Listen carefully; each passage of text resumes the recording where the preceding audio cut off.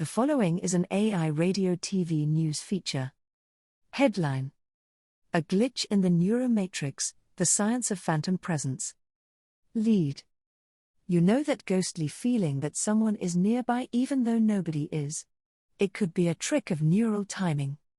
Story: In 2006, a team of neurologists led by Shahar Arzi and Olaf Blank reported on an unusual case of felt presence.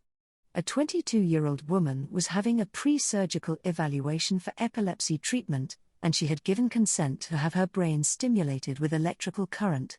Among the sites stimulated was the left temporoparietal junction, TPJ, an area of the brain behind and above the ear where the back of the temporal lobe meets the lower side of the parietal lobe. When the experimenters probed this area, a striking thing happened. A strong feeling of a shadow presence befell the woman, occurring directly behind where she was sitting. When they tried it again, she described a person as young and of indeterminate sex, a shadow who did not speak or move, and whose position beneath her back was identical to her own. They then tried stimulation while she was standing, then in a different sitting position. Each time the presence mimicked her, and at one point, unpleasantly, she felt it embrace her. This shadow figure was not her, but its movements were inextricably tied to her own. What had produced this phantom? The answer to this question seems likely to lie in the integration of signals from several different parts of the brain.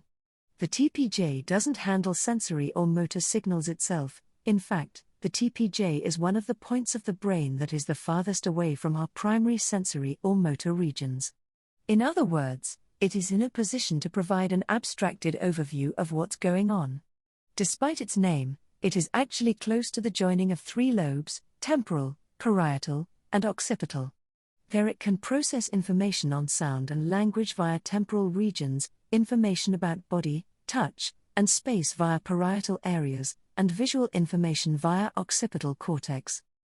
It also receives input from the limbic system and the thalamus, a key nexus that lies deep in the forebrain and acts as a relay for sensory and motor signals. The TPJ is a crossroads-like area where all these signals can meet and be combined, enabling us to do many complex things. In an MRI experiment, we might expect to see the TPJ involved when people are tracking gaze, tracing hidden intentions, or viewing things from other perspectives. And building cells. Based on a range of evidence, it has been suggested that the TPJ might provide a simulation of where we are in space. Think of it like a map of our body position, our movement, and our direction at any one moment. Right now I am seated at my desk, slightly hunched over my laptop in a way that I shouldn't be. The TPJ is adding up all the information I have about my body and placing that in a perceived space. Ben is upright-ish, sitting, with 2 feet on the floor and his hands on the table in front of him. This isn't likely to be a single representation of us but the product of a range of information about our senses and bodies, distributed across the brain in a network. Swiss neurologist Peter Brugger likes to call this the neuromatrix. The TPJ seems to be important in linking all this information together, and interrupting its function disrupts the whole scheme. Thus, when Arzi and Blank stimulated the left TPJ, interfering with the usual neural activity in that region, integration became disintegration. The patient's simulation of their own body map, sitting down, passively waiting, became a mirror instead, a shadow presence transported. Stranger still, something similar might be happening for out-of-body experiences, when people suddenly feel they are floating above their body or are able to observe it from the outside. You might have come across this kind of thing before when people talk about near-death experiences, on the operating table, or in the midst of a serious accident. The person might feel like they have drifted away from their body momentarily. Blank and colleagues had previously observed seizure activity in the TPJ of a person with epilepsy and frequent out-of-body experiences, and of people imagining being in that kind of situation. Crucially though, this was observed in the right TPJ, not the left, as if the two areas were doing something similar but subtly different. Both areas seem to be able to handle signals about where our bodies are in space. If we interfere with the right TPJ, it's like we zoom out from our bodies, suddenly able to see them from the outside looking in. If we do the same for the left, our bodies zoom out from us, producing another figure, a presence. You don't even need to directly stimulate the brain to induce these kinds of effects. Sensory integration depends on timing. All these signals, coming in all the time, must be combined seamlessly, harmonized and consistent with one another. When they cohere, they are thought to create a unified sense of ourselves. But when they are delayed or disrupted, the self seems to go astray. Imagine if you were to clap your hands now in front of your face and you heard the sound a split second before your hands met. What would you think? Did you make that sound? Or did someone else?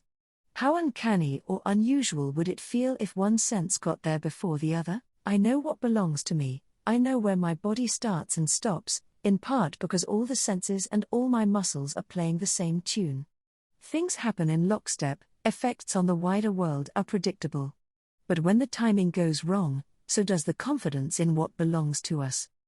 Famous effects like the rubber hand illusion rely on this principle. If I stroke a rubber hand with a brush at precisely the same time as your actual hand is being stroked, I could probably convince you that the rubber hand was yours, provided it was in a realistic position. The synchrony of the cues from what you see and what you feel can override everything else you know about where your hand actually is, so this new rubber hand becomes part of you. I have used this illusion many times in public science events to demonstrate the shakiness of our sense of body ownership. It usually ends with the experimenter threatening to strike the rubber hand with a hammer, at which point the volunteer recoils because they think it's their hand being attacked. It doesn't work for everyone, but it does seem to for many of us. Momentarily, a new object becomes part of one's own body, enveloped into a body schema, to solve an unusual coincidence of timing. It's a surprising example of how open some of the boundaries of the self can be. For more news from AI Radio TV News, visit airadiotvnews.ca.